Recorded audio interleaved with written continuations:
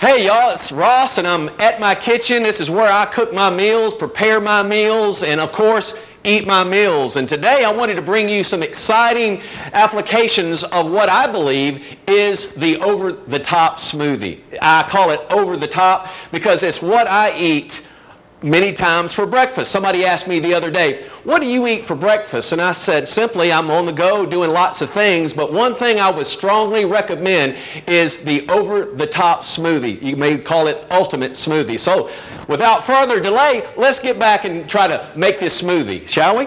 Well, you got to start with a blender. Blender is always good. I have a blender that I've had for many, many years. You don't have to get one of those fancy blenders. Just get what you have and try to use what you have, and we'll do the best we can with that. Of course, to start a smoothie, an ultimate smoothie, you got to have some ultimate ingredients. I like strawberries, bananas, and blueberries. All those fruits have just the ultimate enzymes and minerals in them. They have all those antioxidants. So we're going to start with blueberries, strawberries, and bananas. So let me get my spoon here. We'll take the blueberries, strawberries, and bananas. I've cut these up, washed them of course, cut them up. About a handful of blueberries per person, about a handful of strawberries per person. I use about a half a banana or maybe a whole banana, but this pretty much will feed two people. If you want to eat more, obviously you can do that. So start with blueberries, strawberries, and bananas. And you say, well, what is the liquid going to be? I love this stuff. This stuff is almond drink.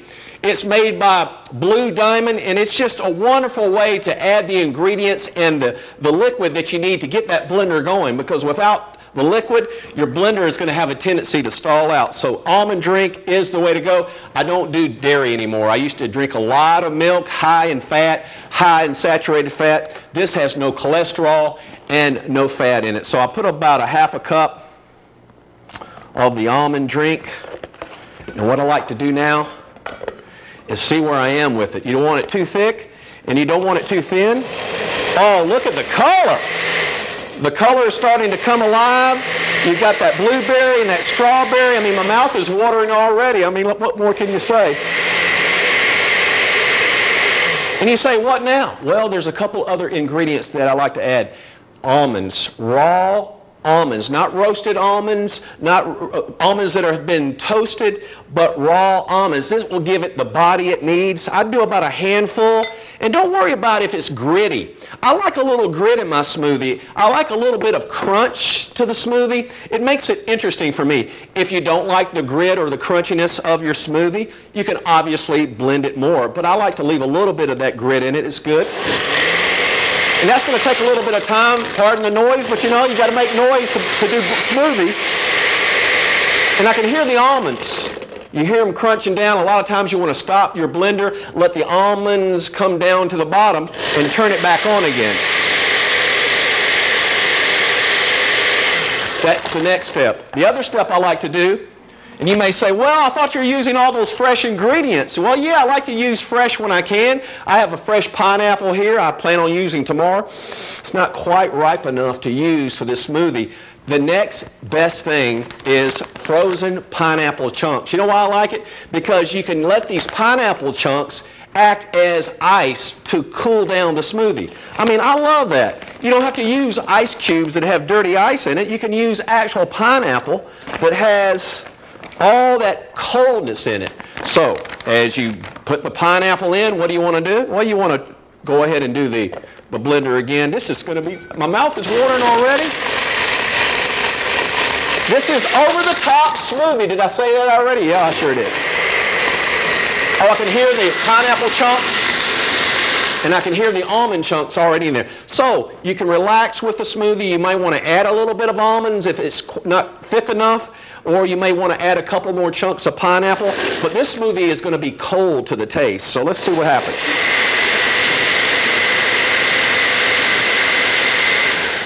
What I love about my over-the-top smoothies is simply the color. The color is outstanding.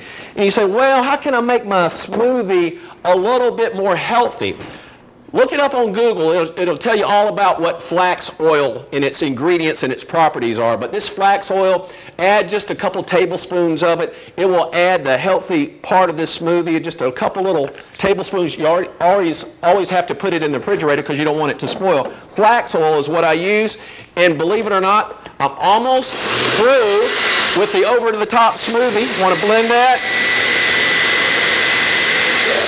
I can't hardly wait to eat it. And the last ingredients, but not the least, is the yogurt. 0% yogurt. Don't use the other stuff. This 0% yogurt that I like to use has 0 cholesterol. I used to have problems with high cholesterol when I ate all the wrong foods. You know, I used to weigh 222 pounds. That's right. If you're overweight by 50 or more pounds, be encouraged. Hopefully you'll tune in later on in the show and all the shows we got coming up, and I will help you and encourage you and equip you on how to cook more healthy and also make it delicious. So we got one more ingredient, and that's going to be, oh, this is what makes it creamy.